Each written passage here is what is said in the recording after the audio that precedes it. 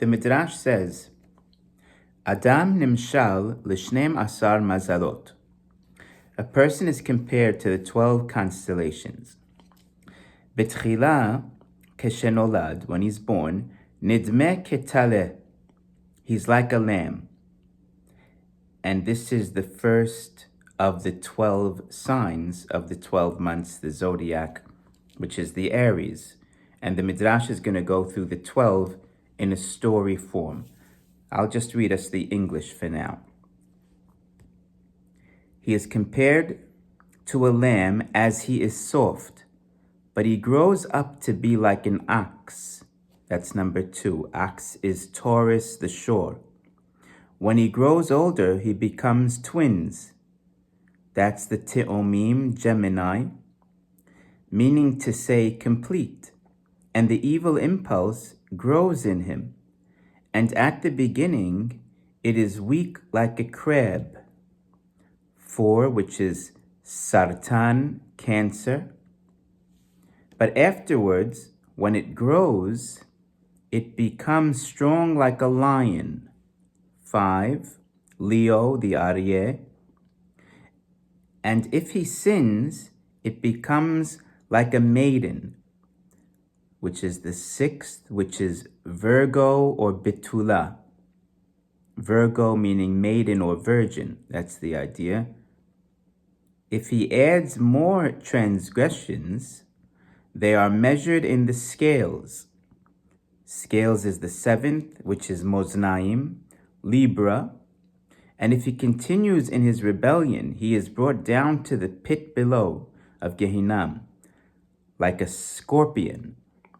8, the Akrab, Scorpio, like a scorpion placed in the earth and in ditches.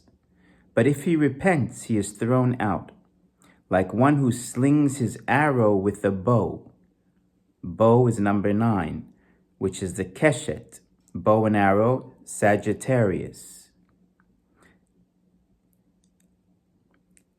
He then immediately becomes soft like a goat. Goat number 10, the Gedi, Capricorn. He is soft like a goat and is rendered pure like the time that he was born. And we pour pure water from a pail. Pail is 11, the Dili, Aquarius. Water from a pail we pour on him. And he grows with great pleasure like a fish, enjoying the water. Fish being Dag and Pisces, the 12 months and signs. Now, the goat, which was number 10. The goat, it said, he is pure like the time he was born. Now that's a little strange. Why talk about birth in the middle of the whole thing? Birth should be at the beginning. In fact, it said at the beginning, when he is born, he is compared to a lamb, keshenolad. And then again, when it's talking about the Gedi, it also says, metaharin oto is pure, kesha'a shenolad, like the day he's born. How can you have birth in the middle of the whole thing? Why are they putting it like that, the Midrash? I understand the first one is the birth and then he's moving on. But where are you having birth smack in the middle of the whole thing? Because we understand 365, of course, as a strand, it doesn't work that way. It's months. Even the solar calendar, it's months. Okay, you don't want to call it January, February, March. Call it whatever you want. And first of all, you don't want to call it that because we don't like the names from the Goyim, the nations of the world. But we're reminded from Eliyahu Kitov, this famous book that we all know about our heritage. Look what he says here. Tevet is the 10th month, which is the goat. The Gedi is Tevet. And he says the name Tevet, like that of the other months, was acquired by the Jews in Babylonia. We know that our months are Babylonian names. So you don't want to hear about January, February? Maybe I don't want to hear about Tevet. It's also a name from the Goyim. Okay, so that's how it was. We adopted those names. It's true.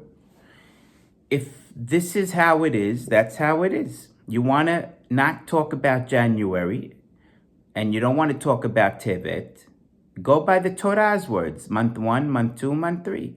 If that makes you happy, say it that way. But this is Hashem's world. This is what he's put in here. If the names of the calendar and the months is what it is, that's what it is. It's just a way to refer to it. We're so afraid to touch that solar calendar because of, like I said, the religions of the world and all that's connected to it. But that's because they put their hands on it in that unkosher way. It has nothing to do with Yeshu and everything. Forget that. Before Yeshu was even around, the calendar was there. So forget him. In fact, Hashem might have put that in there in order to make us stay away from it. Because we're noticing that a lot of secretive information that has to do with the sun is what this is all about. And it's funny that Hashem had us not pay attention to it because he threw Oto Ha'ish, that guy, into it. It has nothing to do with him. They even say that they don't even know exactly when he was born. Maybe they on purpose put it that it should be, December 25th and then 8 days later, January 1st. Who knows if it's even real or not? And if it's real, Hashem did it. He put it so that it would fall on that day. But there's no significance for that as far as what we know as the truth. So now when we see, it's not just 365 days. It goes in months. There's 30 days, 31 days, whatever it is. A month is a month. There's no denying. Now the months go, solar and lunar follow their pattern. Just like we know, solar and lunar could always go together, except there's more days in the solar, right? There's an 11-day difference between the solar and the lunar. And that's why we have leap year. We'll either have another month, the 13th month, eventually in the lunar to make up, or there'll be a leap year in the February of the solar every 4 years. Whatever it is to make up the lack or the slack. But it means the months are working together. That's why you'll always notice Passover is always April. April and Nisan really go together. March and Purim time, which is Adar, also seem to always go together, you see? Now, what's Tevet's month? Tevet goes with January.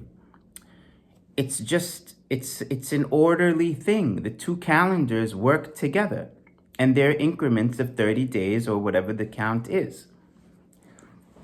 So if Tevet is January, the Midrash just told us that in Tevet, it's a reborn.